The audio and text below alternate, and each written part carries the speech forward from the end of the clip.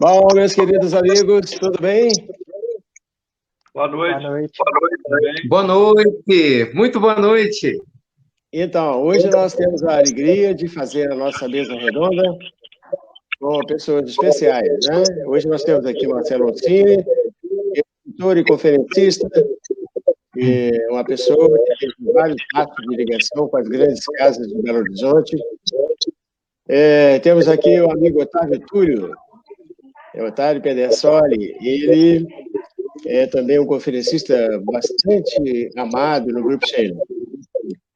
E o amigo Ricardo Belo, que dispensa comentários, né? Esse já é nosso irmão, companheiro de longa data. Mas então, meus irmãos queridos, nesse momento, nós vamos tratar do tema da noite, né?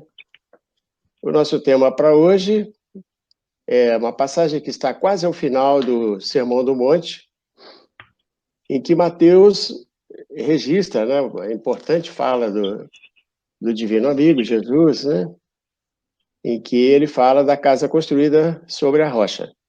E os tradutores, as pessoas que fazem as versões que a gente conhece da Bíblia, geralmente chamam de aquele momento ali, eles dão até um nome bacana, diferenciado, né? Que é para chamar a atenção, né?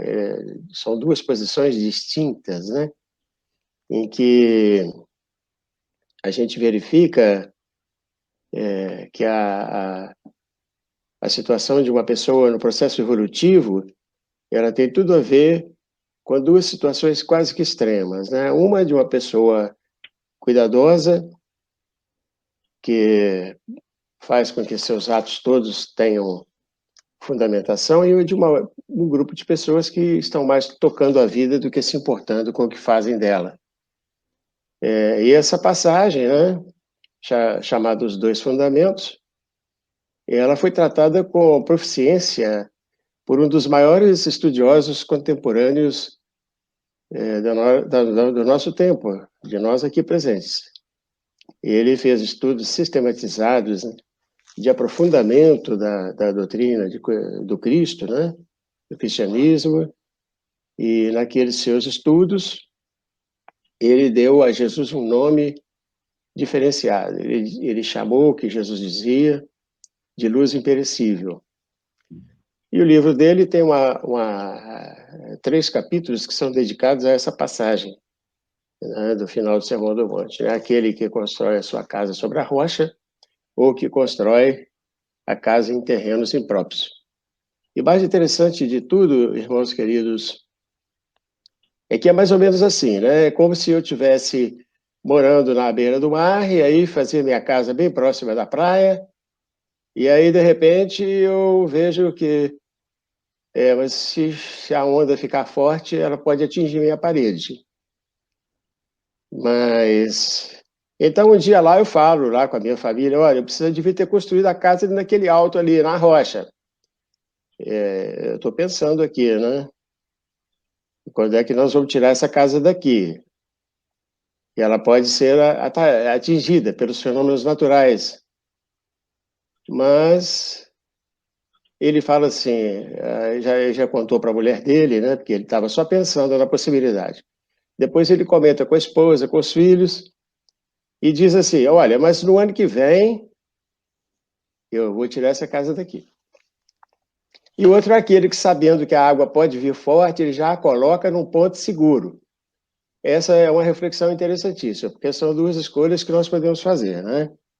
A gente deixa as coisas serem como são, sem alterar o rumo delas, de acordo com a nossa compreensão, ou então nós já seguimos um protocolo mais apropriado, né? Então, meus irmãos, essa passagem do final, né, ela tem uma importância grandiosa, né? Uma exegese, né? Onde muitos opinaram sobre isso, né? Cada um com uma compreensão, mas dentro da doutrina espírita a gente compreende que são os cuidados que o Cristo nos prescreveu e que o Espiritismo nos lembra a cada dia. Amigo Otávio, e daí? Como é que você acha aí Você que está pela primeira vez conosco aqui, né? É um prazer, eu queria até começar dizendo da minha alegria em estar aqui nesse diálogo fraterno com irmãos tão queridos e 3 pessoas que eu admiro muito. E um dos legados que eu acho que esse momento atípico que a gente está vivendo vai deixar é exatamente essa oportunidade de travar diálogos, né? No meio espírita a gente estava um pouco acostumado mais com palestras, com estudos individualizados, e agora parece que um dos propósitos do Cristo foi nos dizer, olha, vocês precisam dialogar mais.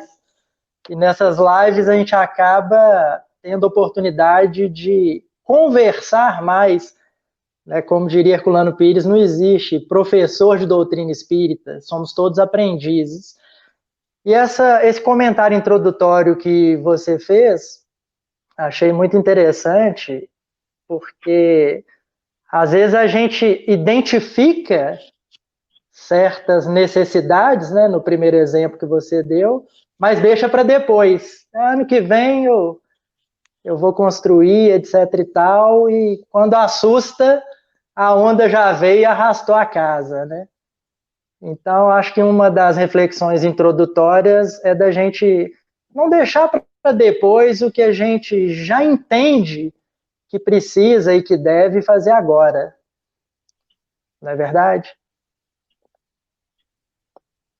Muito bem, eu também estou fazendo um debut aqui, não é, pessoal? É a minha primeira experiência, né?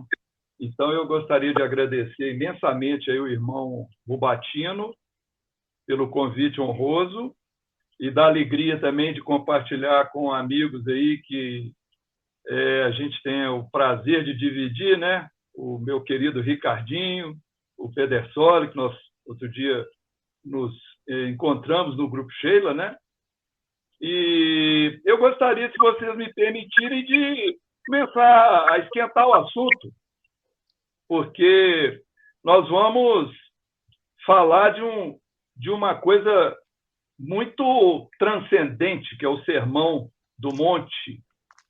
E o Sermão do Monte, que, segundo se diz, o Mahatma Gandhi teria feito uma menção a esse trecho do Novo Testamento, né? Ele que não era cristão, dizendo que se todos os livros de espiritualidade se perdessem e restassem somente esses trechos, eles seriam suficientes para as pessoas que os assimilassem serem elevadas ao grau máximo evolutivo.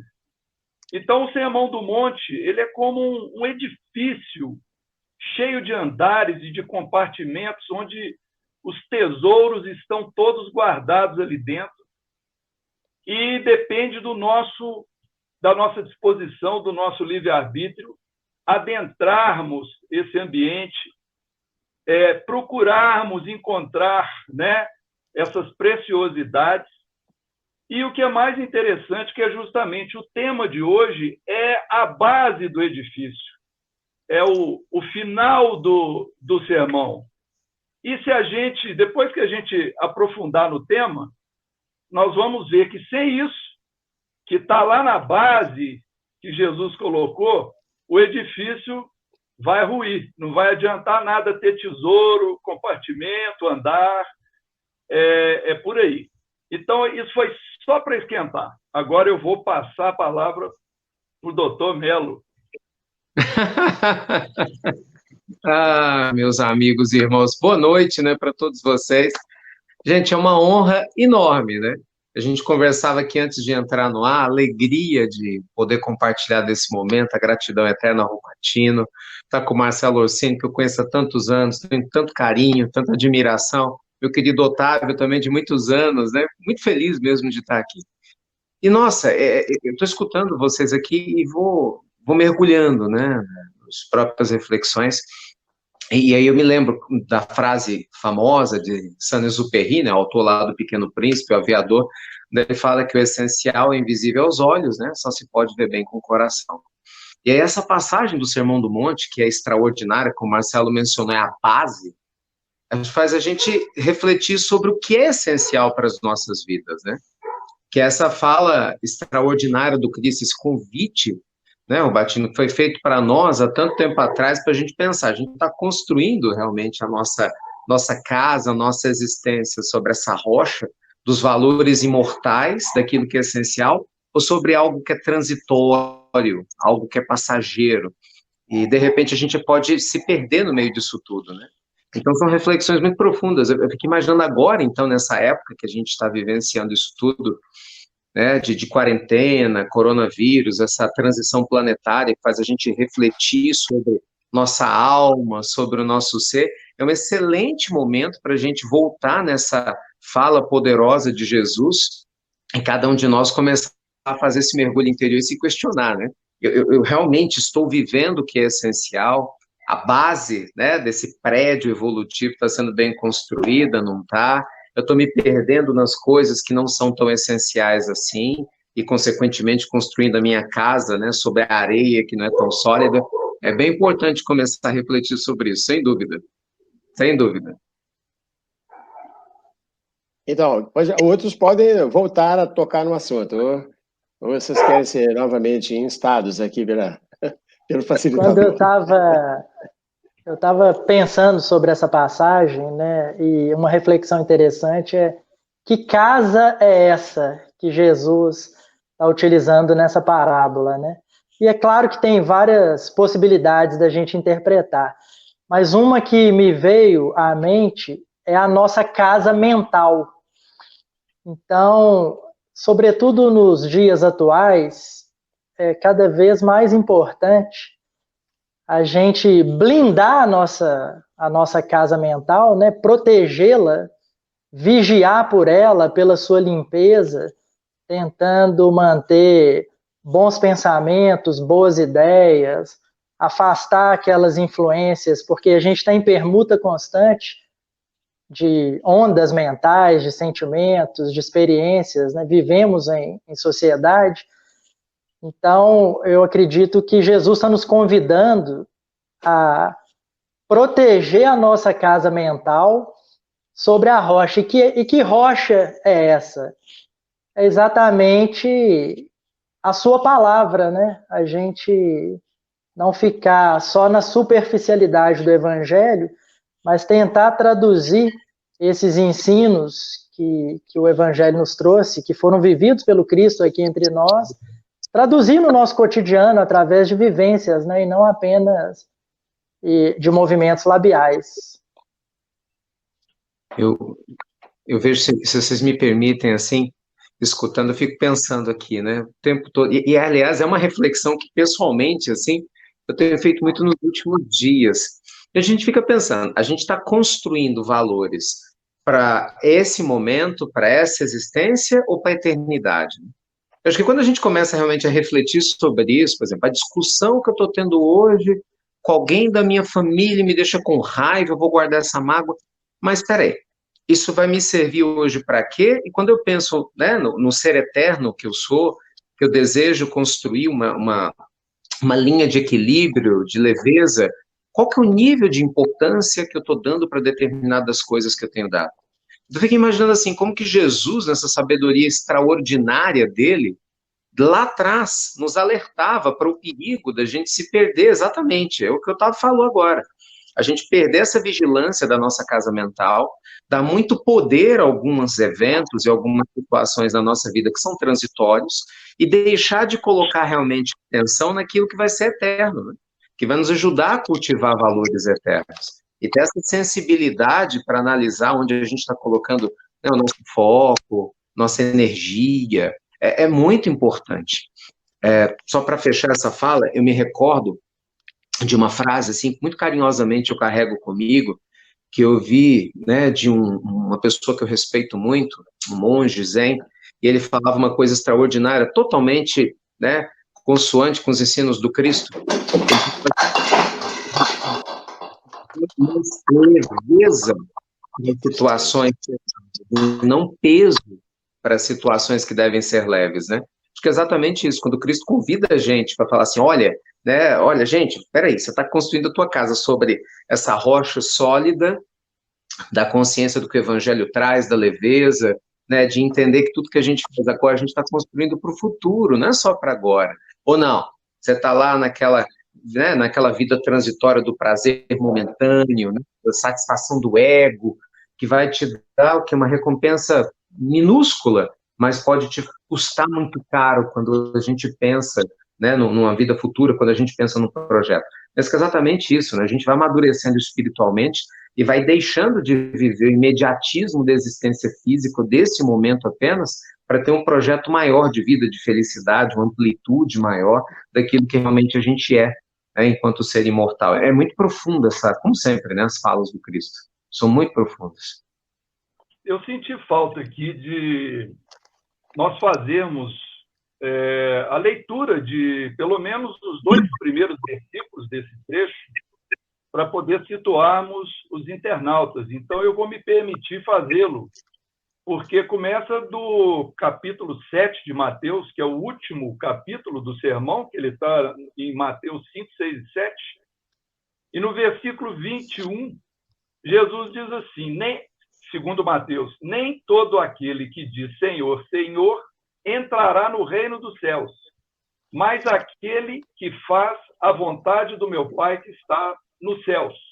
E em seguida, todo aquele, pois, que escuta estas minhas palavras e as pratica, assemelho-ei ao homem prudente que edificou a sua casa sobre a rocha. Então, por isso que nós estamos falando de rocha, de areia, né?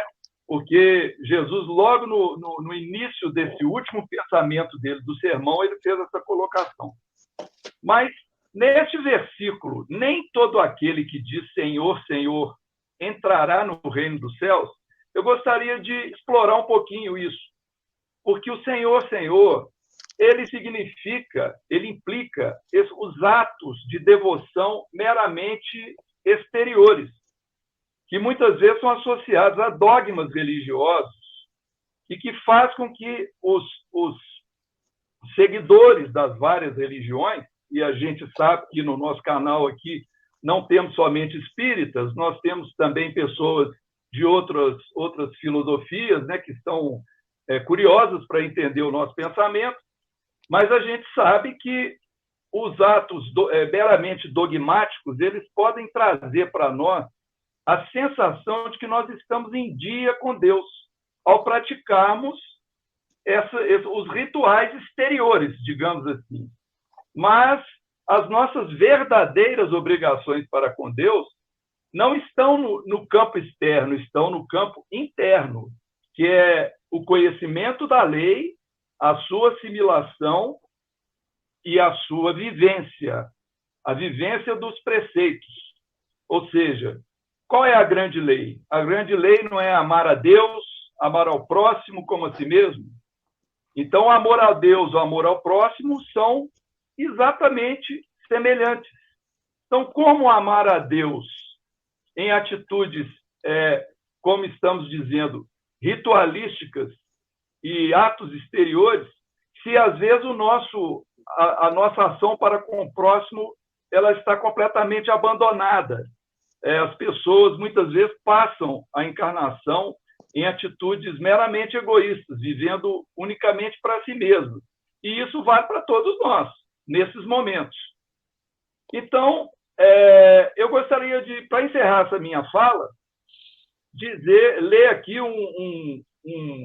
uma frase que tem no item 9 do Evangelho segundo o Espiritismo, capítulo 18, que fala sobre isso, diz assim, é uma pergunta, serão seus discípulos os que passam os dias em oração e não se mostram nem melhores, nem mais caridosos, nem mais indulgentes para com seus semelhantes?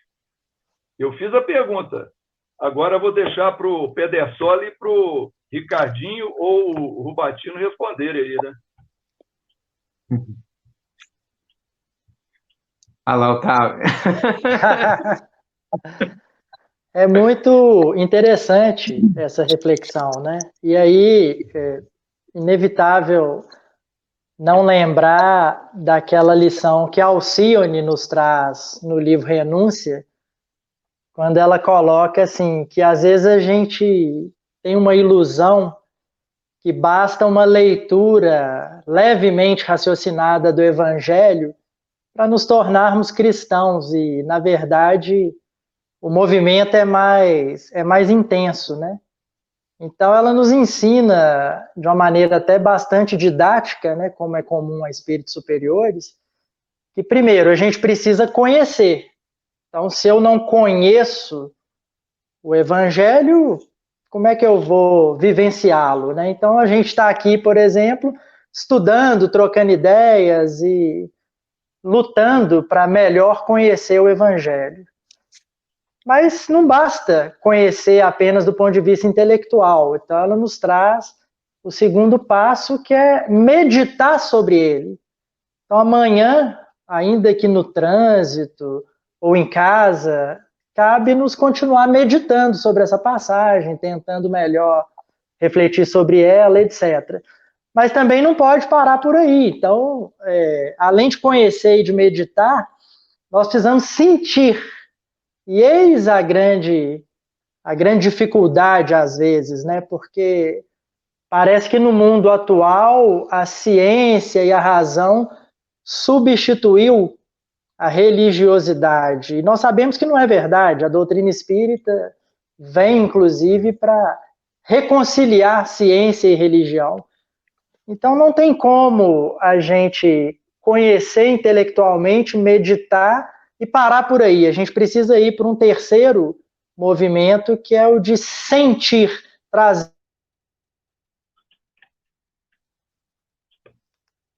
a resposta dessa provocação muito interessante que o Marcelo nos faz, que é viver. Né? E é exatamente a alma dessa passagem do Evangelho, né? Quando Cristo fala que construir a casa sobre a rocha é ouvir as suas palavras e vivê-las, ou seja, testemunhá-las no cotidiano e no nosso dia a dia. E não por acaso Alcione corou. Nós estamos aí com um probleminha com o sinal do Otávio. Logo, logo ele vai voltar aqui estar conosco, né? Eu queria aproveitar, enquanto o Otávio não retorna, dizer àqueles que nos estão vendo aí por todos os lados, né? Estão chegando mensagens aqui do Brasil inteiro, de pessoas, né, que estão nos assistindo. E dizer que as pessoas poderão enviar perguntas aos conferencistas, desde que dentro do tema abordado, né, e havendo oportunidade, essa pergunta será apresentada aqui, de modo que você pode escrever, né, aí no chat do YouTube ou do Facebook, que está fazendo essa transmissão. Bom, mas então, vamos prosseguir um pouquinho sem o Otávio, que perdemos o contato com ele, mas é interessante a gente lembrar que existe uma relação interessantíssima, né, entre 3 momentos da vida de qualquer pessoa em evolução, que é o momento em que você pensa alguma coisa e absorve aquilo, se convence e tende a agir numa determinada direção. Passado algum tempo, você costuma falar daquilo que você pensa para os familiares, para amigos, para outras pessoas. Então, você vai colocando os seus pensamentos. E diz o Emmanuel que a terceira parte é a mais difícil de todas. Né? Quando você pensa corretamente, você até fala corretamente, mas não chegou ainda no fazer, no agir, né? Pensamento, palavra e ação. E me lembro muito bem que o Honório Abreu gostava muito de estudar essa sequência de pensamento, palavra e ação, e ele fazia uma comparação entre caminho, verdade e vida. Né? Que, na verdade, o pensamento é o caminho. Né? A palavra, né? É a verdade. Você, em princípio, deveríamos adotá-la. E se você tem pensamento, palavra e ação, vida é ação. E é muito importante para nós, porque hoje tratamos do finalzinho do Sermão do Monte, né? Que é um sermão extraordinário. O nível de ensinamentos que tem ali daria para fazermos um curso de 1 ano. né, tal volume de fatos relevantes que a misericórdia divina nos coloca através do nosso missionário Jesus. Amigo Otávio, nós perdemos o contato aí com você.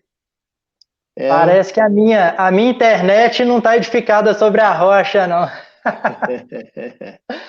Pois é, mas aí, então a gente vai prosseguir, Otávio, na medida que você se lembrar da sequência, você torna a colocar para nós, né? Nós estamos tratando aqui agora do pensamento, palavra e ação, que é uma sequência na vida de cada pessoa, do seu processo evolutivo, né? Pois não, Marcelo? Você me lembrou aquele livro do Martins Peralva, Estudando o Evangelho, que ele justamente aborda essa questão, né? Estudar, meditar, refletir e agir.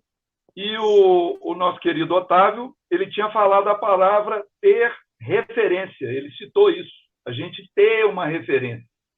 Aí que está, o cristão precisa ter como referência o ensino crístico que está na Boa Nova, no Evangelho.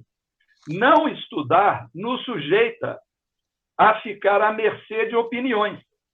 Quando nós mesmos estudamos e procuramos conhecer, nós vamos formando essa base sólida. E aí a referência sai de dentro de nós e passa a ser uma referência superior. E, de acordo com o nosso livre-arbítrio, nós podemos tomar ações e medidas para perseguir a referência. Então, isso realmente é um ponto importantíssimo, porque Jesus colocou que todo aquele que escuta as minhas palavras, escutar não é ouvir, ouvir é o ato mecânico. Escutar é ouvir prestando atenção, assimilando. Então, Jesus estava cobrando essa situação, né, de você querer, você se interessar, você prestar atenção, fazer justamente isso que o irmão Rubatino falou, meditar e encontrar a motivação para dar os passos seguintes. Eu fico pensando assim como importante, e se conecta com a fala maravilhosa, o convite, né, que Jesus faz para nós, assim, quando ele fala, dentro do Sermão no Monte, deixai brilhar a vossa luz, né, para que resplandeça ao vosso redor as vossas boas obras. Ele fala, né, não coloqueis a candeia, né, debaixo do alqueire, mas sob o velador, para todo mundo ver a nossa luz. Acho que todo ponto de conflito nosso, humano, nessa transitoriedade entre o ser que nós temos sido e o ser que nós estamos nos tornando, passa por essa consciência, exatamente disso que vocês estão falando, da gente aceitar essa luz divina e permitir essa manifestação por essa congruência moral. E quando a gente faz isso, né, você tem a referência em Jesus, a gente estuda o Cristo, né, a gente começa a fazer essa autoanálise, né, o que eu tenho feito da minha existência, estou construindo para agora, para o futuro, eu sinto que a minha luz está vindo à tona, é o meu eu sagrado, o meu eu divino, o meu eu crístico que está se manifestando, ou o meu eu humano ainda, né? Meu eu humanizado. Porque se a gente consegue fazer isso, essa questão que o Marcelo levantou, né, na fala anterior, né, ela começa a ter mais sentido ainda, exatamente a questão da espiritualização do ser. A gente deixa de ser, né, menos religioso no estrito senso da expressão, e a gente passa a ser mais espiritualizado no que diz respeito à essência do que é a palavra religião, né? Porque a gente sabe, se a religião é o religário do caminho de Deus com o homem, o grande religário é o amor, não é o rótulo religioso ou simplesmente filosófico. Eu acredito que exatamente por isso, quando a gente fala do Chico, né, e como o Rubatino lembrou, a gente tem uma audiência agora grande, né, que não é só espírita, o nome do Chico inspira tanta compaixão, tanta respeitabilidade de irmãos nossos de outras religiões, não porque o Chico era médium, mas porque o Chico era um ser humano incrível, né? Porque muitas pessoas podem até questionar a mediunidade do Chico dentro das crenças que elas tenham, mas como, por exemplo, você questiona uma vida apostólica de alguém que trabalhou em si essa congruência moral, né? Entre o que pensava, dizia, sentia e fazia. Então, acho que é exatamente esse que é o grande ponto da nossa existência. Não adianta a gente conhecer todos os livros, né, dominar o intelecto, ter o domínio de ter poder, prestígio, fama, fortuna, essas coisas transitórias, e no final da conta, exatamente, o nosso coração não depõe a favor. A gente não consegue compartilhar o mínimo de amorosidade com a família, respeitar a natureza, respeitar os animais, respeitar quem está do nosso lado, inclusive as nossas próprias dores. Essa congruência, ela é um desafio para a gente, né? E eu fico exatamente nisso, que nesse contexto que a gente vive, que a gente tem acesso a muita informação. Você tem internet, você escolhe onde você quer colocar a sua atenção. Né? Um canal do YouTube, eu vou assistir uma live, eu vou ler um livro. É muito fácil a gente alimentar a mente, voltando lá na casa mental que o Otávio falava, de um alimento que não necessariamente vai fortalecer a nossa congruência com a vida que a gente quer, né? Que vai ser realmente a rocha a qual Jesus se referia. A gente tem que tomar muito cuidado com isso. As tentações na Terra são muito grandes, né? Eu me lembro, Rubatino, quando, muitos anos atrás, né, eu tive essa oportunidade, né, de conhecer o seu Honório e ouvir ele falar daquela forma extraordinária, né, com que ele fluía através das palavras, e a gente começou a estudar o Luz Imperecível. Uma das partes que mais me chamava a atenção no Luz Imperecível é quando o Sonório diz exatamente isso, né? Nós trazemos tendências cristalizadas. Essa expressão é muito forte, né? Essas tendências cristalizadas no decorrer de muitas existências. E muitas vezes uma dessas tendências é essa, é ficar apegado ao que é externo, não fazer esse mergulho, né, que é tão importante para nós, que o Marcelo mencionou, que é o que Jesus falava, do deixar brilhar a vossa luz, não é deixar brilhar o vosso intelecto. É interessante isso, né? Não é deixar brilhar os vossos sonhos materiais, não. É deixar brilhar a vossa luz, a vossa essência. Isso é muito profundo. E com certeza, quanto mais a gente vai se conectando com isso, através das linhas do amor, menos há necessidade da dor, né, de nos visitar. E quando ela nos visita, se a gente consegue trazer um pouco de amor, né, essa ótica, essa lente mais generosa, mais profunda, o peso, o fardo, se torna muito mais leve, que foi outra promessa do Cristo. Então é muito profunda essa passagem, com certeza.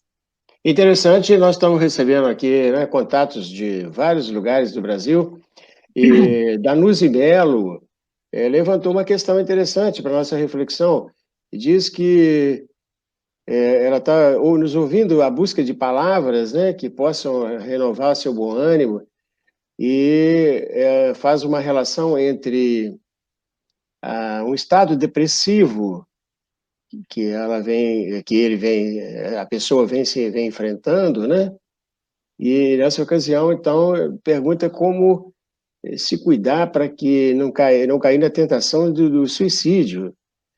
Quer dizer, são as agruras da nossa vida, né? Aparece na tela aí para os amigos verem a pergunta aí, ó.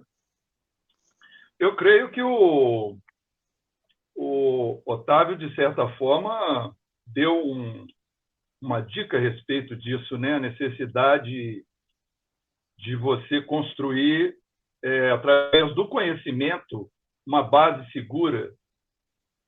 Existe uma lição num dos livros do Bezerra de Menezes, um livrinho de bolso, desculpa, eu não consigo recordar o nome do livro, que o Espírito Bezerra de Menezes ele recomenda para a pessoa que está sob depressão, que está passando um momento assim com muita psicologicamente afetada, seja lá por qual tipo de problema, que ela vai estudar algum assunto, porque ao estudar profundamente um assunto qualquer, é como se ela ocupasse aquele lugar, vamos dizer, na sua mente, com uma outra coisa, uma outra carga. E, naturalmente, estudar assuntos espirituais, mensagens de cunho elevado, mensagens esperançosas. Ou seja, o hábito de se fazer isso é um imenso combate ao estado depressivo, porque nós passamos a buscar referência nas referências desses livros maravilhosos, como os livros do Chico, pelo Espírito Emmanuel, André Luiz, Humberto de Campos e tantos outros espíritos, a gente consegue buscar energia íntima e o estudo faz com que a gente assimile e memorize alguma coisa. Então, na hora que precisa daquilo, aquilo surge de dentro para fora de nós. Então, eu dei apenas uma opinião, né, a respeito de uma forma de lidar com isso, porque eu acho que depois nós temos até que abordarmos aqui o prosseguimento que está em Mateus, quando ele fala aqui das intempéries, né?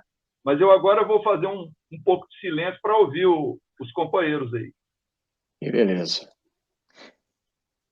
Eu gostaria de acrescentar, porque agradecer essa pergunta, né? Primeiro precisa ter coragem para compartilhar esse sentimento, e a gente agradece essa confiança. E o que eu acho muito interessante é que Jesus, quando fala sobre essa questão de construir a casa sobre a rocha, ele vai exatamente explicar o porquê. E o Marcelo deu uma pista que virão as tempestades, os ventos, as chuvas, que nessa linguagem metafórica do Cristo são os problemas, as dores, os sofrimentos, os desafios que nos abalam sim. Somos humanos e estamos ainda longe da perfeição ou da superioridade espiritual. Então, em alguns momentos, dependendo da dificuldade que a gente passa, nós balançamos. Mas o que o Cristo está querendo dizer é que a gente pode até balançar, mas nós não vamos sucumbir se a nossa casa tivesse alicerce, que é a sua palavra. Então, assim, nesses momentos de maior desafio, sofrimentos, dificuldades, as dores, é interessante a gente pensar sobre isso, porque o Evangelho não é um buquê de flores para a gente colocar assim na prateleira e admirar, nossa, o Sermão do Monte, que lindo, que linguagem poética, maravilhosa. Sim, sem dúvida. Mas o Evangelho, além de ser um buquê de flores, é uma caixa de ferramentas. É uma caixa de ferramentas para a gente usar, sobretudo, nos momentos de maiores provas, expiações, desafios. Então, acredito que, à medida que a gente vai conscientizando sobre isso, é exatamente no momento de maior dor, de maior provação, que brota no nosso íntimo, e é óbvio que através da oração, através de uma leitura edificante, através de um pedido de ajuda, né, feito de coração e com humildade, não temos dúvida, e essa é a promessa do Cristo, que a nossa casa não vai cair. A espiritualidade nos abraça, nos acolhe, nos ampara e nos ajuda, mas a gente precisa, por mais difícil que seja, fazer esse movimento íntimo, né? Esse é um processo muito delicado, né? Quando a gente para poder estudar depressão, são muitas portas, né? A palavra depressão, ela abre uma porta, e atrás dessa porta você tem pelo menos umas 10 outras, e para cada uma que a gente abre, tem outras 10. Então, cada nuance ajuda a gente a compreender um pouco melhor a dimensão, o histórico, psicológico, espiritual que a gente tem para poder viver essa experiência. Por exemplo, tem a depressão no sentido patológico, que a gente não pode jamais deixar claro, a importância de se ter acesso a um médico que possa orientar. É importante que isso seja dito, porque muitas vezes nos meios religiosos a gente ignora que Deus criou através do próprio homem, né? Como falava tão bem Emmanuel. E também tem aquela parte que a gente também pode fazer para diminuir a forma como a gente se relaciona com o que nos leva à depressão. Porque olha só, a palavra depressão, você está debaixo de uma pressão. Então, quando a gente vai estudar a etimologia da palavra depressão, mostra que nós nos colocamos debaixo de um sistema sob pressão. E aí o evangelho é extraordinário, porque ele nos ensina a tirar a pressão que está sobre nós. Porque se eu entendo que o que me acontece tem um propósito, e eu aceito isso no meu coração como uma forma de purificar o meu espírito, de caminhar procurando, né, me aperfeiçoar, de me alinhar com o passado, se eu consigo ter essa maturidade, isso muitas vezes, dentro de uma dessas 10 portas que se abrem, pode imediatamente trazer um alívio para a minha alma, que se eu, por exemplo, sou uma pessoa mais revoltada, sou uma pessoa mais fechada, né, brigo com a vida, eu não vou ter essa paz. Então, para essa conscientização, não preciso tomar um remédio. O remédio, né, do ponto de vista físico, eu preciso de um remédio espiritual. Então, essa porta eu consigo abrir trazendo a fé para dentro da minha vida, trazendo esse estudo, essa consciência da imortalidade da alma, que vai me ajudar a superar isso. Eu me lembro aqui, gente, do capítulo 8 do Evangelho segundo o Espiritismo. Esse capítulo lindíssimo traz uma mensagem do Cura Das. O Cura Das, na época dele, ele é mais ou menos contemporâneo ali de Kardec, né? Um médium extraordinário, teve uma vida muito linda lá na França. Ele tinha acabado de desencarnar quando Kardec começa o processo, né, de coletar aquelas mensagens psicografadas que depois seriam colocadas no Evangelho, depois o céu e o inferno e assim por diante.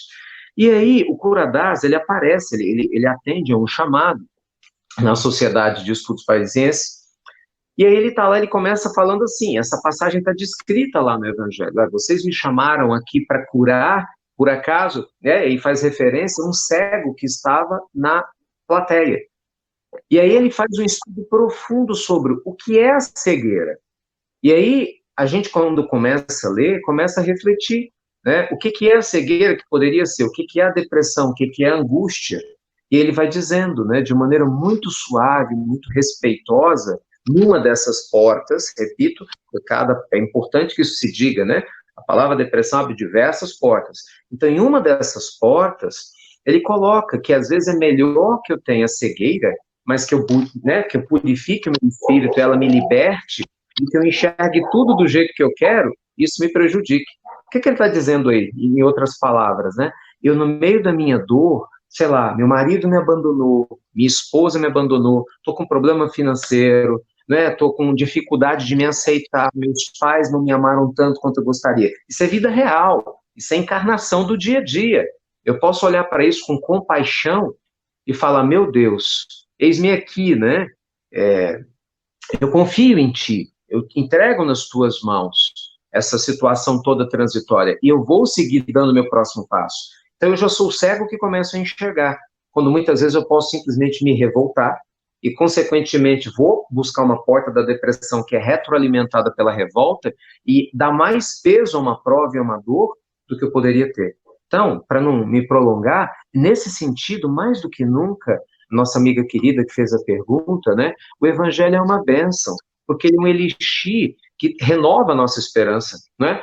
Renova a nossa consciência, porque na medida que a gente estuda, entende o que é a vida futura, entende a justiça, os mecanismos da justiça divina, a gente compreende que pela oração sincera a gente nunca está sozinho, né? Que não há ninguém que esteja sozinho no plano, que quando a gente se conecta com o Senhor da vida, e ninguém precisa ter palavras bonitas para isso, mas o coração aberto, esse lenitivo que vem da alma, né? Do maior, né? Daqueles que nos amam e nos rodeiam, e vão se conectar conosco, que a gente está receptivo, vai nos aliviar. Então, assim, enfim, são muitas as possibilidades da gente refletir sobre essa temática complexa, delicada e relevante que é a depressão, mas no que tange ao tema da nossa noite de hoje, quanto mais forte a gente está conectado com a consciência do que nós estamos fazendo aqui na Terra, e literalmente que nós não estamos abandonados e que tudo que está acontecendo é transitório e tem um propósito, maior a nossa consciência e a nossa fé, para trazer esse alívio que a nossa alma tanto necessita. E isso, o Evangelho, sem sombra de dúvida, ele não é uma luz, ele é um farol, né, que nos guia de volta para o nosso eu sagrado, para o nosso eu divino, que Jesus sempre falou. É bastante interessante, né, e rica a argumentação. Diga, Otávio. Não, eu tô concordando com tudo que o Ricardo falou, é isso aí. Perfeito. Olha só, a gente está se lembrando, né, tem uma passagem da literatura do Emmanuel, mais precisamente está lá no livro Vinha de Luz, em que, por exemplo, a gente fazendo uma inferência exatamente conosco mesmos, né, que somos pessoas que têm algum nível de conhecimento e que já até sabemos discutir alguns assuntos com razoável propriedade. O Emmanuel nos diz que os grandes divulgadores do Evangelho sempre foram interpretados à conta de expressões máximas do cristianismo, na galeria dos tipos veneráveis da fé. Entretanto, isso somente aconteceu quando os instrumentos da verdade, efetivamente, não esqueceram a vigilância indispensável ao justo testemunho. Quer dizer, você, além de pensar corretamente, você precisa falar disso para quem precisa ouvir. Mas, sobretudo, você precisa praticar. E aí o Emmanuel diz ainda que o concurso da palavra é sagrado e indispensável, mas aprendiz algum deverá esquecer o sublime valor do silêncio. Quer dizer, às vezes nos ocorre, durante a nossa caminhada, a gente ser acometido de muitas ideias que surgem em função das dificuldades e a gente colocar as dificuldades como se elas fossem maior do que nós mesmos, né? Que nós não pudéssemos superá-las, né?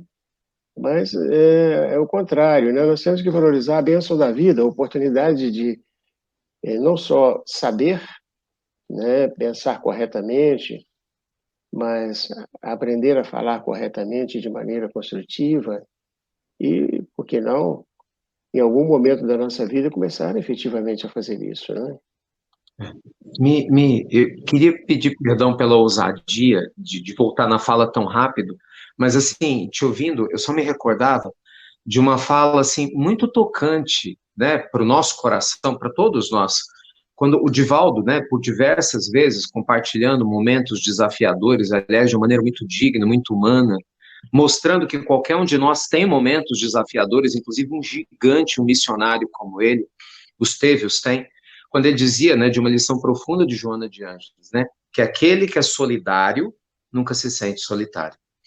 Então, assim, de novo, a palavra depressão e tristeza, ela tem inúmeras portas. Eu sempre quero enfatizar isso porque, às vezes, há um perigo muito grande, né, da gente abordar temas. Porque a pessoa está triste, chateada, você fala, tem que trabalhar, tem que fazer. E, às vezes, a gente esquece que tem alguns irmãos nossos que estão num nível já tão profundo de depressão que há, sim, a necessidade do auxílio psiquiátrico, há, sim, a necessidade medicamentosa. Mas não apenas essa, né?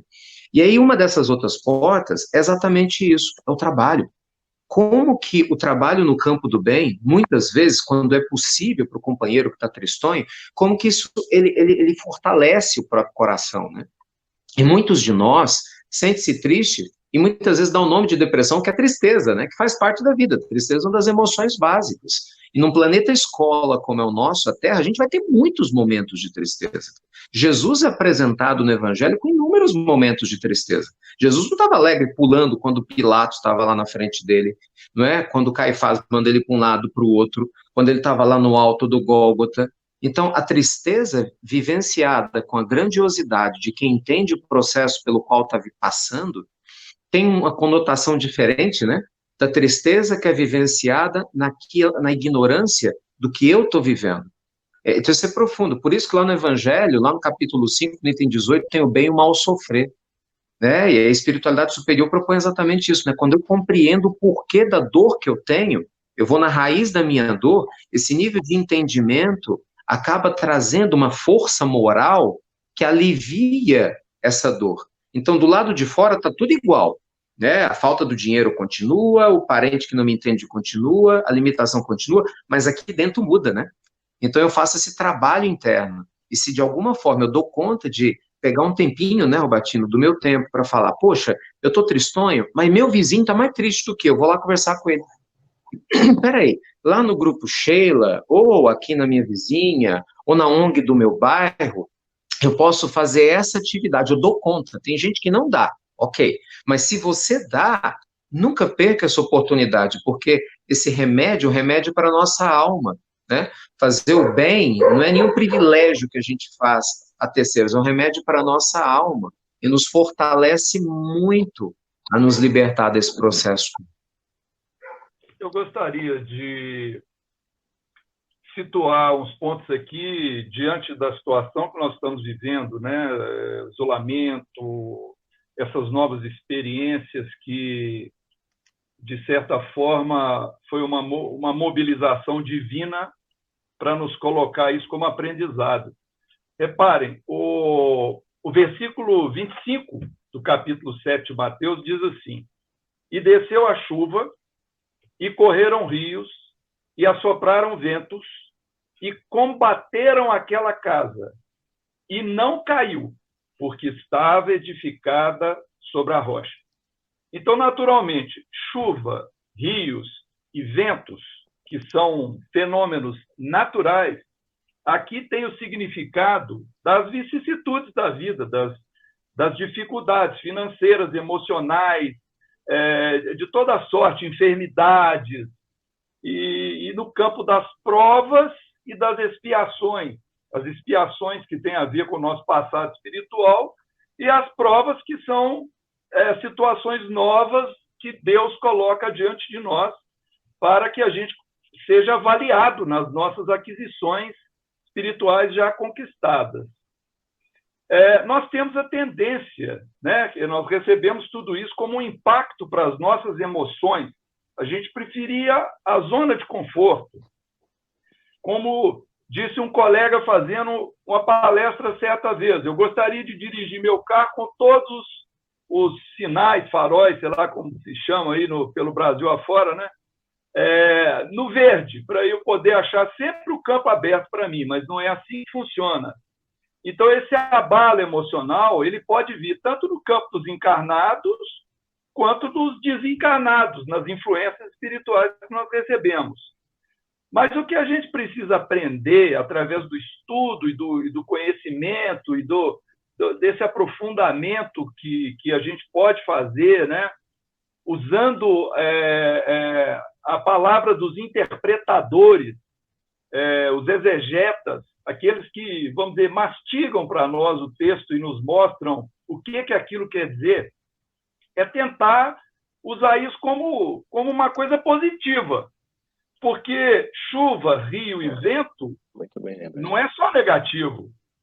A chuva, ela faz limpeza. O rio nos ajuda a transportar para uma outra posição, pode ser uma posição melhor, de mais aprendizado, mais madura. E o vento, ele traduz uma renovação íntima, um aprendizado. Então, tudo isso ajuda a gente a refletir, né? Que hoje, na verdade, nós estamos vivendo aquela historinha do lobo mau e os 3 porquinhos. Está o vento soprando, né?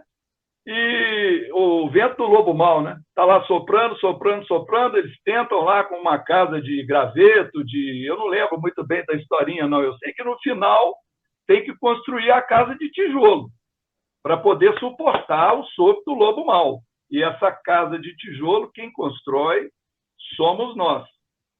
É o nosso esforço, é o nosso raciocínio, é a nossa disposição, a nossa procura por ajuda no campo espiritual pela religiosidade, muito mais do que pela religião em si, para que a gente tenha esse íntimo sólido para enfrentarmos essas intempéries aí.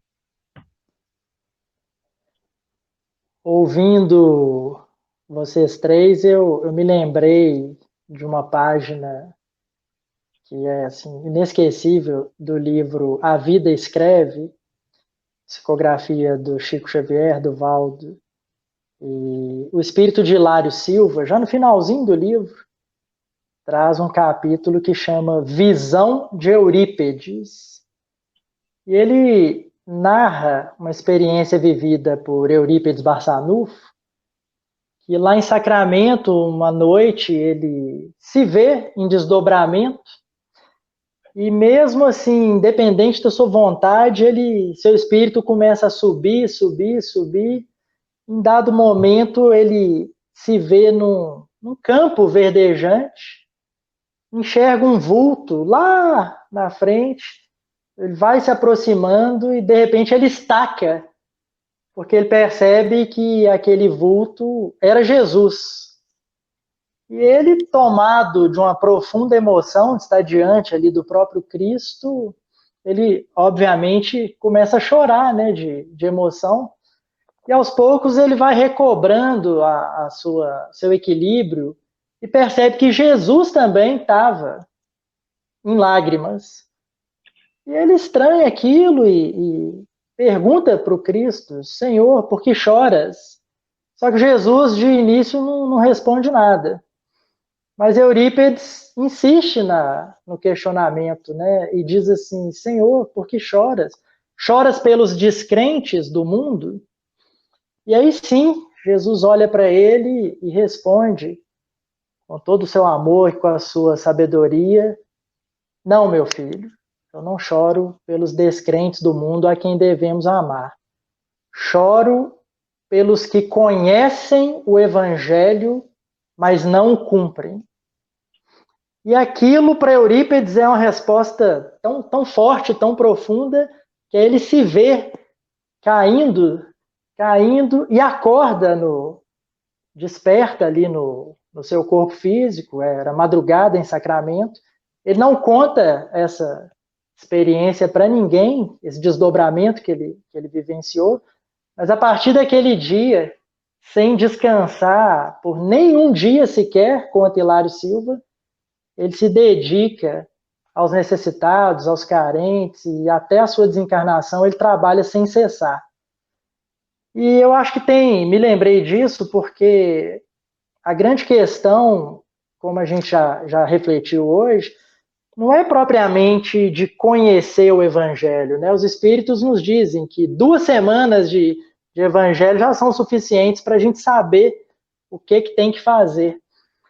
E a nossa responsabilidade, enquanto espíritas cristãos, ela acaba sendo maior, porque à medida que a gente conhece, a gente sabe o caminho a percorrer, isso aumenta a nossa responsabilidade não de pretensamente, né, nos tornarmos espíritos superiores num passe de mágica, mas de lutarmos diariamente, né, e intimamente para seguirmos os convites que o Cristo nos faz.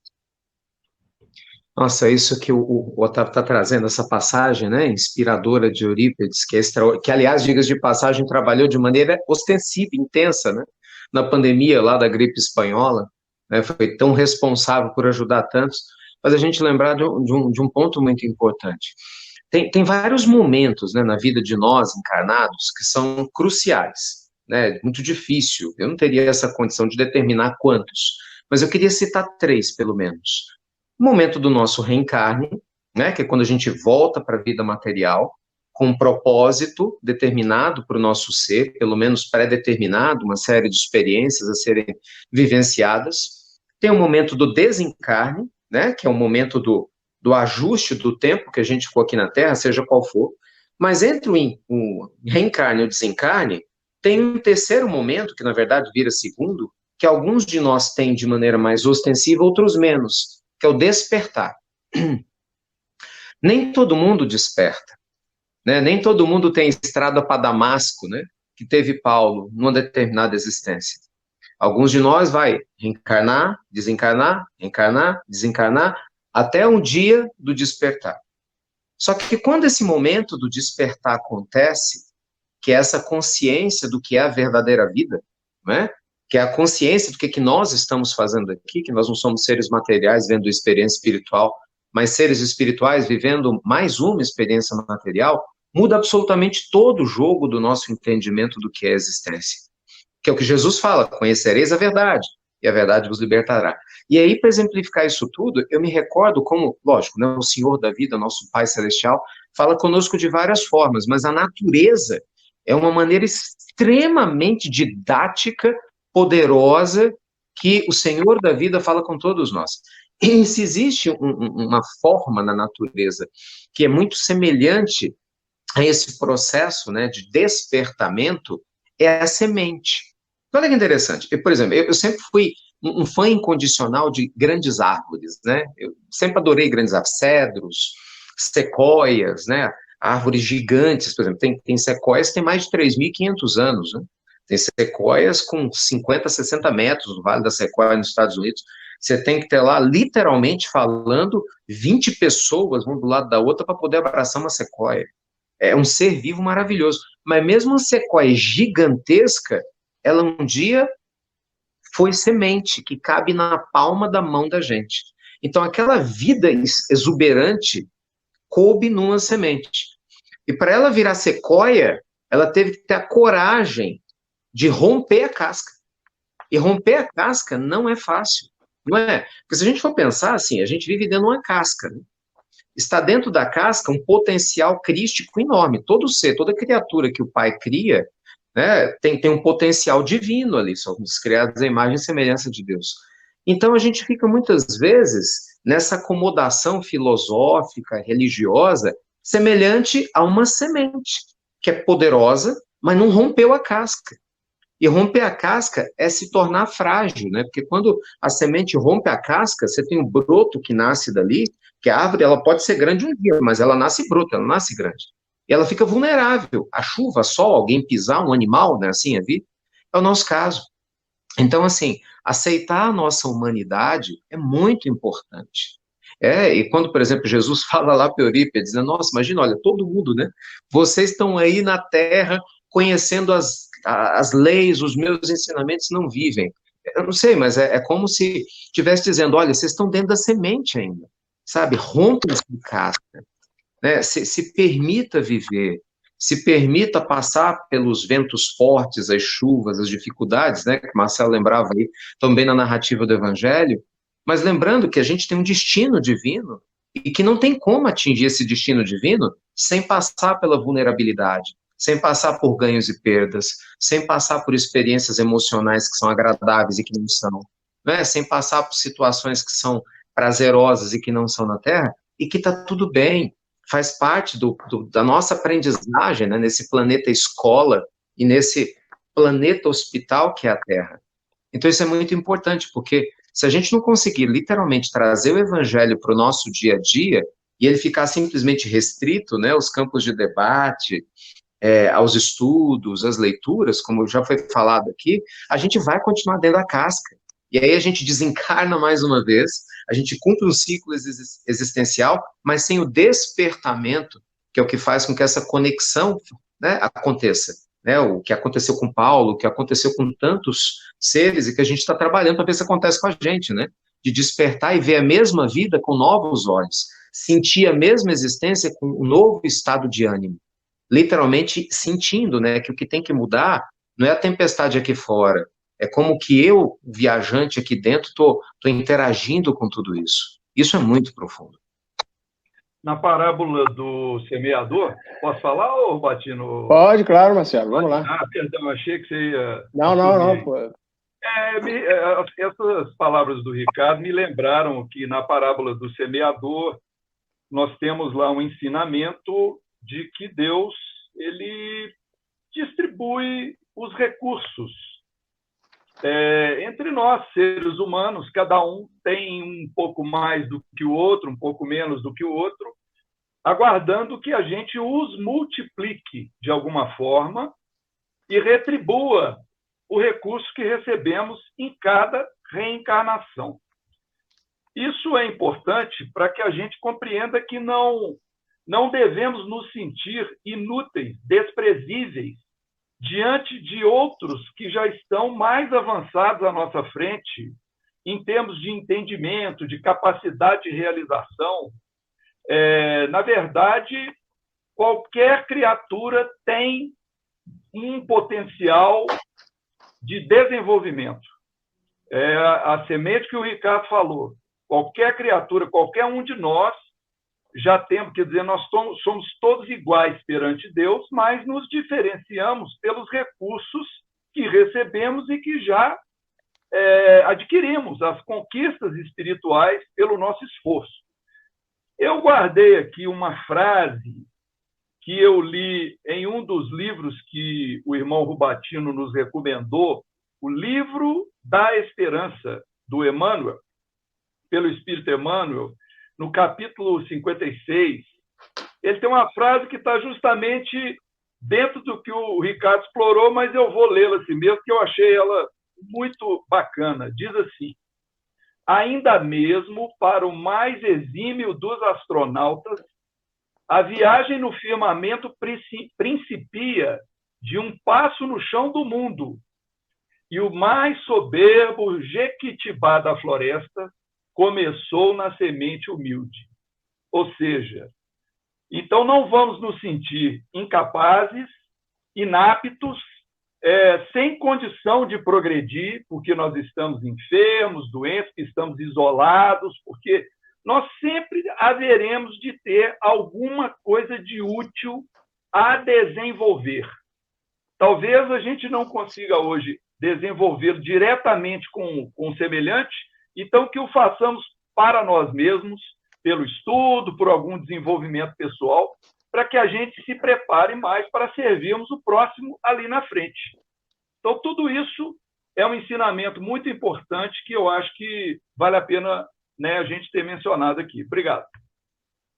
Que bacana, muito sensacional essa abordagem que está sendo feita. E é comum que as casas espíritas tenham, muitas delas têm, um serviço de SOS Prece. Em Belo Horizonte são muitas que oferecem essa possibilidade.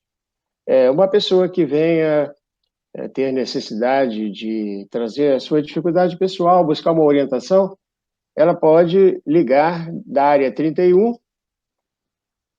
o telefone 3226-3911, que está na telinha aí. E temos lá irmãos queridos muito dedicados, de larga vivência, que podem, de repente, dar uma orientação, estabelecer uma proposta. Mas é sempre muito importante, dentro de tudo isso que nós estamos divulgando, né, nessa noite, nesses comentários tão ricos, aquela sequência, né? Pensamento, palavra e ação. Muitas pessoas já estão pensando corretamente. Muitas já estão até falando para os amigos corretamente e dão conselhos apropriados, devidos, no tempo adequado. Mas, às vezes, ainda não consegue trazer para a própria vida a maneira correta como pensa e a maneira adequada como fala. Porque vivenciar o que se aprendeu é uma fase extremamente difícil, né? O Emmanuel não se enganou quando colocou dessa forma, né? Que às vezes já até pensamos e falamos corretamente, mas ainda não aprendemos a vivenciar corretamente, né? Aí precisamos nos fortalecer, como tem sido colocado aqui nos debates, e a melhor forma de se esclarecer é através da educação, né? Não há como transformar nenhuma pessoa, nenhuma sociedade, nenhum país que não seja através da educação, onde ele passa a raciocinar de maneira mais adequada. Porque nós sabemos que a educação permite a pessoa fazer melhores escolhas. O Rubatino, você citando Emmanuel, me lembrou aquela passagem no prefácio do livro Caminho, Verdade e Vida, quando ele diz que não existe linha divisória entre o templo e a oficina. E muitas vezes, dentro dessas etapas que você estava mencionando, quando estamos numa casa espírita ou num templo da religião que abraçamos, a gente até já consegue vivenciar as lições do Cristo, né? Só que na hora que sai dali, vai para o trânsito, vai para a vizinhança, dentro de um lar ou no local de trabalho, os desafios nos convocam para o testemunho, aí que a nossa casa balança. Então, é interessante como no primeiro livro, que inaugura a série, né, dos livros que ele vai comentar os versículos do Evangelho, no prefácio do livro Caminho, Verdade e Vida, ele faz essa distinção, né, que não existe uma linha divisória entre nós dentro do templo religioso que abraçamos e nós na vida real, ou seja, no fundo, o que ele está nos convidando? A uma proposta de coerência, né, que a gente exercite o Evangelho para além daquela hora, ou 2 ou 3 horas semanais, que às vezes a gente está presente numa casa espírita, num templo religioso. E é um movimento que ainda é desafiador para nós, né? Mas que é o caminho a ser buscado. Você vê que interessante. Não, por favor, Marcelo. Não, eu só ia fazer um complemento de uma colocação que o Kardec fez no Evangelho segundo o Espiritismo, no capítulo 19, item 7, que para nós é uma preciosidade, quando ele estatuiu que fé inabalável só o é a que pode encarar de frente à razão em todas as épocas da humanidade. Ou seja, a fundação da casa, e essa casa é o espírito, a casa é o espírito. A rocha é essa fundação. Essa fundação, ela tem várias coisas, mas se na construção civil você tem o concreto e a ferragem para fazer a base, a fé seria essa ferragem essencial.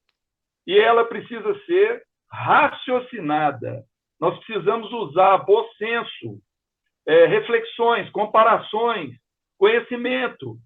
E diz o André Luiz, na obra Ação e Reação, ele tem uma frase que ele diz assim: quanto mais amplitude em nossos conhecimentos, mais responsabilidade em nossas ações. Então, aprender é bom, mas vai aumentar também o nosso grau de responsabilidade sobre a vida, dos recursos que temos recebido e que devemos distribuir. Ricardo, obrigado. Não, fantástico, porque o que você acabou de trazer corroborou, né, a colaboração que eu queria compartilhar aqui. Olha que interessante. Eu estou aqui na minha mão, para quem não necessariamente é espírita, talvez não conheça, com uma edição, né, do Evangelho segundo o Espiritismo. E o capítulo 6º é um capítulo curtíssimo. Você vê, nessa minha edição, ele tem 3 páginas, ó. 3, só 3. Esse capítulo, para quem não conhece, se chama o Cristo Consolador. Kardec não precisou de mais do que 3 páginas nessa edição para mostrar literalmente isso tudo que nós estamos conversando. Que o maior consolador, o maior remédio para as nossas almas é a gente literalmente abrir o nosso nível de compreensão para tudo aquilo que Jesus vem nos trazer. E olha que coisa mais linda e inspiradora. Ele podia começar, né, esse capítulo, esse estudo profundo, com qualquer versículo, com qualquer história. Olha só qual foi que ele escolheu, que começa com o estudo Jugo Leve. Me permitam rapidamente ler, ipsis literis, como está escrito aqui, ó, retirado do Evangelho de Mateus 11, dos versículos 28 a 30. Venham a mim, vocês todos que estão aflitos e sobrecarregados, e eu vos aliviarei. Tomai meu jugo sobre vocês e aprendam de mim, sou manso e humilde de coração, e encontrarão o repouso das suas almas, pois o meu jugo é suave, meu fardo é leve.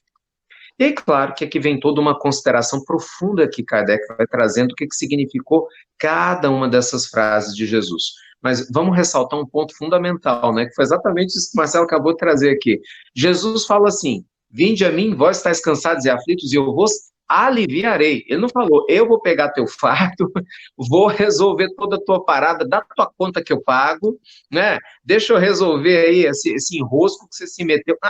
Ele fala, não, se você se alimenta com o meu evangelho, você vai ter repouso. Mas ele não falou, você está de férias. Ele falou, você vai repousar. Então, às vezes, a gente se esquece de uma questão básica, e esquecer disso é complicado.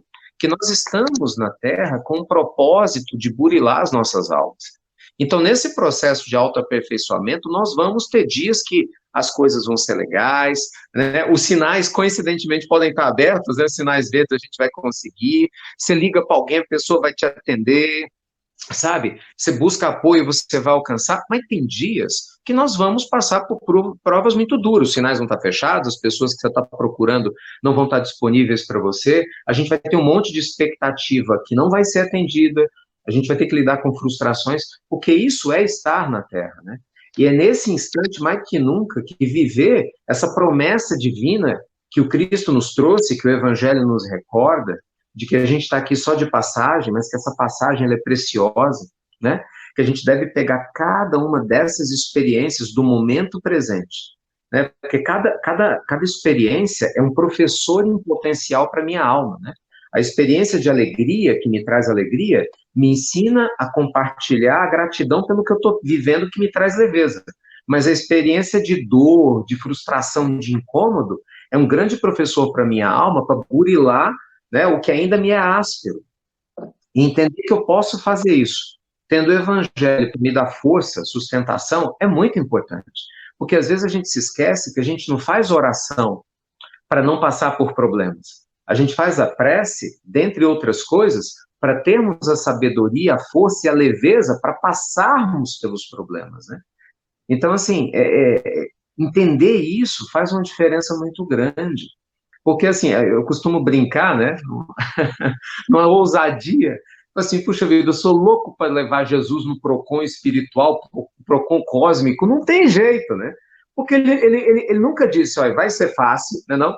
Você nunca vai ter depressão, ninguém vai te decepcionar, ele não falou nada disso. Pelo contrário, ele deixou muito claro, disse, olha, o caminho não é assim, você quer me seguir, né? Então, olha, vem, né? Negue a si mesmo, tome tua cruz e segue-me.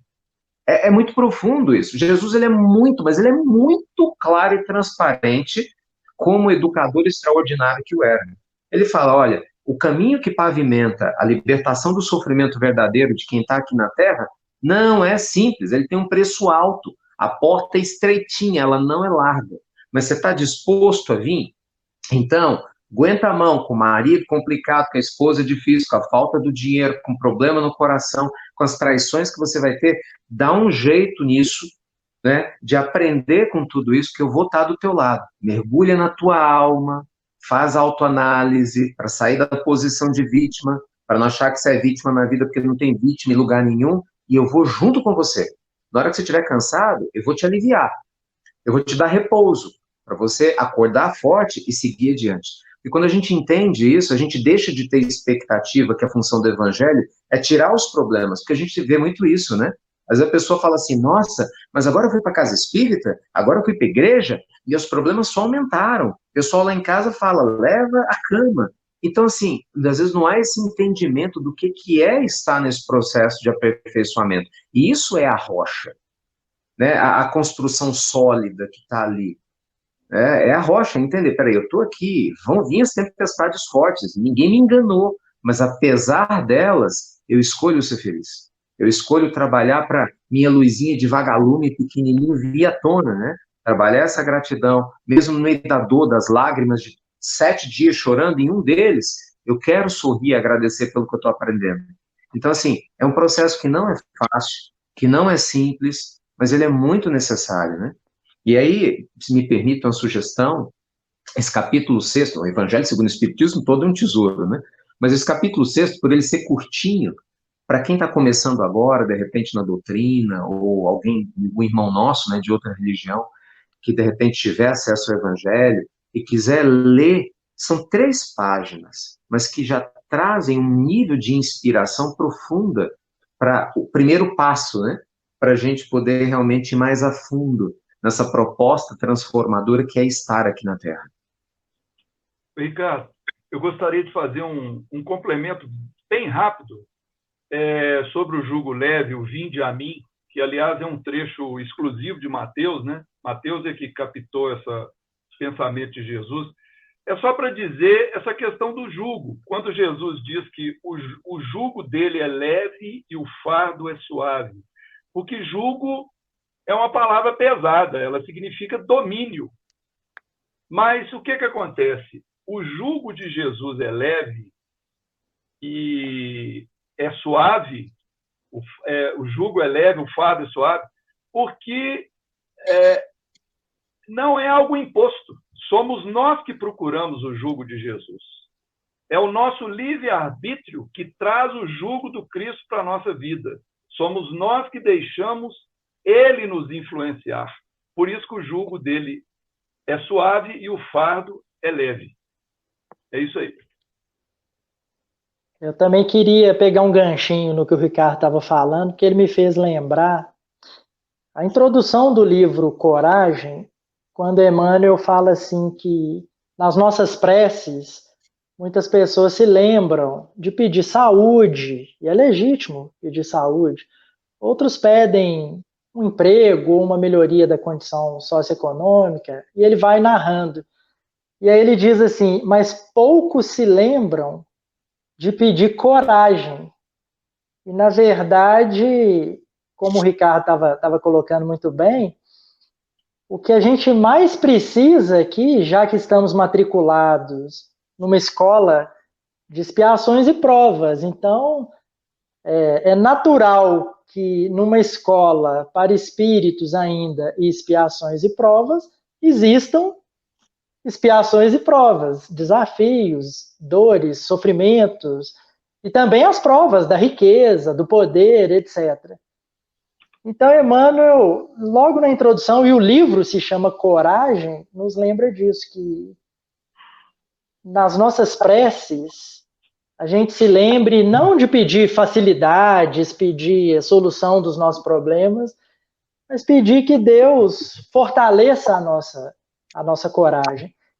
E, por último, ele estava lembrando do capítulo 6 do Evangelho, e a gente vê, né, a metodologia, a didática do codificador, porque logo antes de trazer o capítulo O Cristo Consolador, no capítulo anterior ele fala do trecho do Sermão do Monte, os bem-aventurados os aflitos.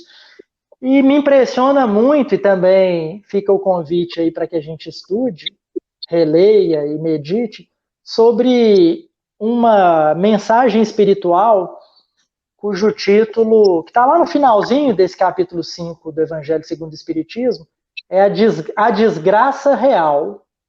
Uhum. E é interessantíssimo essa manifestação do espírito de Delfine, que foi uma poetisa aqui na Terra, segundo eu pude pesquisar, que ela diz assim: na verdade, as desventuras reais para o espírito imortal não são aquelas que a gente acha que são, né, as desventuras, que a gente acha que é ter uma doença ou perder o emprego. E, no fundo, ela mostra que a perspectiva do espírito é exatamente, é quase que o oposto a isso. Então, muitas vezes, a doença aqui na Terra é a cura para o espírito, né? O desafio socioeconômico é exatamente aquele remédio que pode até ser amargo, mas como os espíritos colocam para nós no Livro dos Espíritos, o que é melhor? Tomar um suquinho de groselha que não vai nos curar, ou tomar um remédio que, mesmo sendo amargo, e talvez até por isso, já que a gente não aprendeu de outras maneiras mais sutis, esse remédio amargo que vai nos levar à cura e à evolução. Que interessante, muito interessante. Nós estamos já nos aproximando dos momentos finais dessa live, mas antes tem aqui uma pergunta que é endereçada a Ricardo Melo, e a pessoa pergunta se reforma íntima e conhecimento que temos de nós mesmos são elos de uma mesma questão. Quer dizer, a reforma íntima e o conhecimento, né? Quer dizer, se você não... Parece tão simples até, né? Parece, né? Mas não é. Porque se você tem conhecimento, você pode fazer uma escolha mais adequada, né, Ricardo? Com certeza. É mais ou menos, eu volto na fala do Cristo, né? Quando Jesus ele fala para nós assim: conhecereis a verdade e a verdade vos libertará. Aí a gente começa a refletir, mas e aí vem outra pergunta: e o que é a verdade? E aqui já é uma outra, né, linha grande de reflexão. Mas é claro que a verdade do Evangelho é exatamente o grande amor de Deus, né? Que é nossa destinação. E esse processo de autointegração, de que nós não somos seres à parte da criação divina, mas que nós e o Pai somos um só, talvez seja o maior descobrimento que a gente precise fazer na existência, né? Porque a gente faz muito bem isso intelectualmente. A gente já consegue, graças a Deus, porque é um caminho, fazer isso intelectualmente, entender a presença divina, falar: não, meu Deus, muito obrigado, né, pelo meu dia, o Senhor está em mim, obrigado pela minha família, mas sentir isso, sentir que nós somos partes dessa criação, né, do oceano de Deus, faz toda uma diferença. E esse autoconhecimento, essa autoaceitação, essa experimentação da divindade em nós, é que vai nos libertando. Você vê, o Cristo fala isso: vós sois deuses. Essa é uma frase, Rubatina, eu acho muito forte. Você vê, não é qualquer um que fala isso. Jesus fala isso, ele deixa uma promessa clara: ei, abre o olho aí, distraído, você na terra. Vós sois deuses também. Você é um Deus, um D minúsculo, naturalmente, mas você é um Deus em potencial. Então, conheça essa potencialidade. mergulhe, não tenha medo de se conhecer, né? Não tenha medo de ir além da sua vergonha, não tenha medo de ir além da sua culpa, não tenha medo de ir além do seu medo, do seu receio, que aparentemente caracteriza essa jornada. Vá além, que você vai descobrir uma raiz muito profunda que é pura, que é eterna, não é? Que é inquebrável. Eu só queria terminar essa minha fala, até por causa da questão do horário, Rubatino, lembrando de um ensinamento maravilhoso, né? Do Pai Nosso. Você vê a oração do Pai Nosso. Humberto de Campos, inclusive, na Boa Nova, tem uma parte linda, quando ele conta os bastidores do Pai Nosso, uma conversa de Jesus com Pedro, que é um tesouro, né? Mas você vê que a oração do Pai Nosso, eu acho ela é impressionante, né? Em todos os sentidos, porque no Pai Nosso, olha que coisa curiosa, muito rapidinho.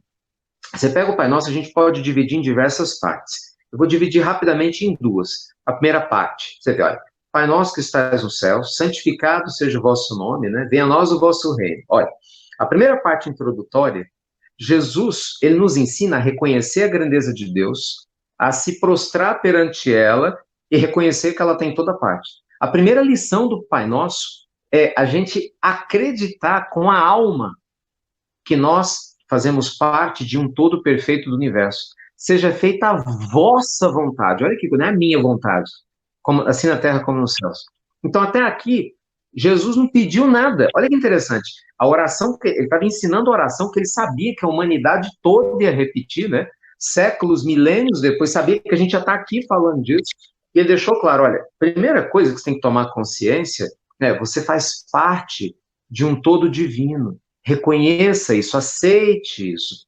Você não é dor nem sofrimento, isso é um processo passageiro, né? Aí na segunda parte ele começa com a outra orientação, né? São os agradecimentos. Olha, pelo pão de cada dia, né? Assim, nos orienta o perdão das ofensas, a compreensão nesse processo de relacionamento. E aí vem um processo interessante, né? Ele nos orienta, a gente pediu o quê? Para nos livrar de todas as tentações e de todos os males. Essas duas expressões, já que a gente está falando de autoconhecimento, elas cabem muitas conexões, mas uma delas é fundamental, porque existe maior mal do que a minha ignorância. Você vê, Jesus no Pai Nosso, ele não orienta a gente a pedir casa própria, namorada, marido, esposa, na verdade, emprego. Ele não falou na oração para a gente pedir isso. Não, ele falou o seguinte, olha, agradeça o pão de cada dia, não guarde mágoa de ninguém no universo, ninguém. Deixa a tua alma limpa e vigie, né? Os pensamentos, para a gente não cair na tentação do desânimo, dessa desconexão, né? Da gente achar que a gente está desconectado do Pai. Se a gente der conta de fazer isso, que não é fácil, definitivamente não é fácil, todo o restante que a gente precisa vem. É o versículo 33, né, do Evangelho de Mateus, do capítulo 6, né? Buscai, pois, as coisas de Deus, e todas as demais vos serão acrescentadas. Então, assim, o autoconhecimento liberta, sem dúvida alguma, favorece a reforma íntima. E fazer isso, né, com esse tesouro do Evangelho, acalentando a nossa vida, inspirando, gente, é um presente que a gente não pode desperdiçar, definitivamente. Que maravilha, queria registrar aqui que essa nossa mesa redonda foi assistida pela senhora Letícia Schettino, que é uma conferencista estudiosa de grande valor, que nós vamos convidar para uma das próximas lives aqui. É uma alegria tê-la conosco. E a gente viu aí, né, que há demandas por livros, né, e o Grupo Sheila tem um delivery de livros. Você pode levar o livro até a sua casa, nesse momento que você tem mais tempo para ler e nesse momento que você não está podendo sair, né? Você precisa se cuidar para o bem-estar seu e da sua família, né? Você pode pedir pedir a nossa retaguarda tecnológica aí para registrar o número. O número da área 31 989190219. Essa é uma solicitação pelo WhatsApp, que é mais simples, mais fácil, né? Se você mandar uma mensagem questionando o livro, logo você terá uma resposta para atender a sua demanda. Mas, queridos irmãos, nós estamos chegando ao final da nossa live de hoje, né? E estamos felicíssimos por ter trazido aqui pessoas especiais e estudiosos, né? Que estão sempre conosco no dia a dia. Olha só que bacana, está aí na telinha, olha, Grupo Sheila, Delivery de Livros. Você, pelo seu WhatsApp, né, sem maior dificuldade, você vai pedir por esse número que está na telinha. Mas, queridos irmãos, então vamos fazer uma rodada de despedidas, né?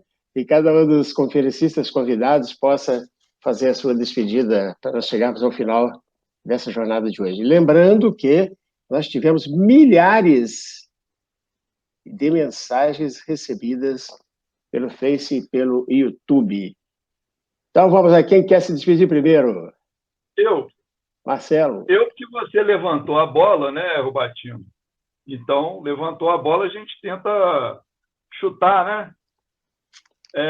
Já temos aí na livraria virtual do Grupo Sheila esse lançamento fresquinho aqui, ó. Opa, deixa eu enquadrar direito.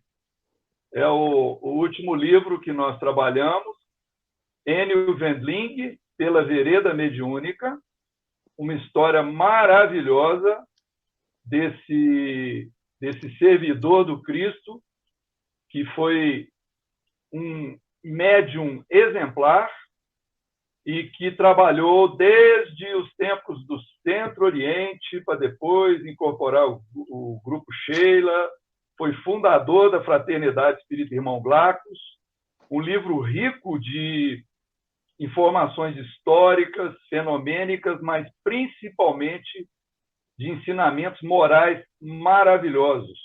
Um livro que foi muito bem preparado pela editora EduSere e pela gráfica Itapuã. Então, eu pedi ao Rubatino permissão, viu, para poder falar sobre isso, porque, como não temos as livrarias físicas abertas, o Sheila está fazendo a promoção da venda deste livro pelo seu canal virtual. E nós gostaríamos, então, de agradecer a nossa participação, que muito nos honrou, muito nos felicitou, e agradecer os companheiros, né, o Otávio, o Ricardo, pelos belos ensinamentos que eles nos transmitiram também, que a gente está sempre antenado para aprender, né, o tempo todo, e desejar a todos muita paz e muita tranquilidade e perseverança durante esse período aí que nós temos que cumprir, né, da forma mais ética possível e com o bom senso o nosso isolamento social. Muita paz a todos.